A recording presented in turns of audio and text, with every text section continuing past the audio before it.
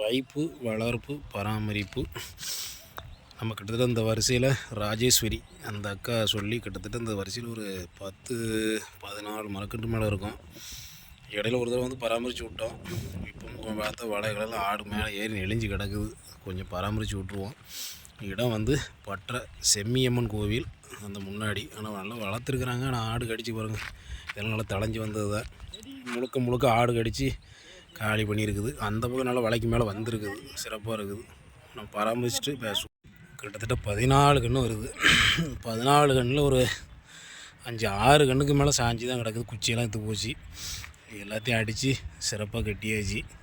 என்ன ஒரு விஷயம்னா, பூரா கரையான் ஏறிடுது. ரெண்டாவது ஆடு வருங்க அந்த பக்கமே நின்றுருக்காவ. அவங்களும் கம்மி இருக்கிறதில்ல, ஏறி குதிச்சு காலி பண்ணிடுது. ஆனால் ஏதோ ஒரு வகையில் சிறப்பாக பராமரித்து நம்ம தூக்கி கட்டியாச்சு.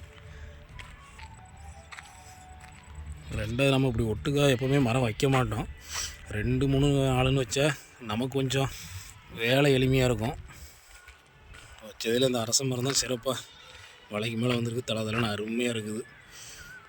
சிறப்பு. இந்த பக்கம் அத்தி, அது அருமையாக இருக்குது. சிறப்பாக வச்சு பராமரிச்சாச்சு. இந்த இது எல்லாத்தையும் தூக்கி சிறப்பாக கட்டி விட்டாச்சு. இது ஒரு மாங்கன்று இன்னும் சின்னதாகவே தான் இருக்குது. அந்த தோட்டத்துக்கார் கொடுத்தாரு, அந்த பக்கம் தென்னை மர தோட்டத்துக்கார் கொடுத்தாரு. சிறப்பு.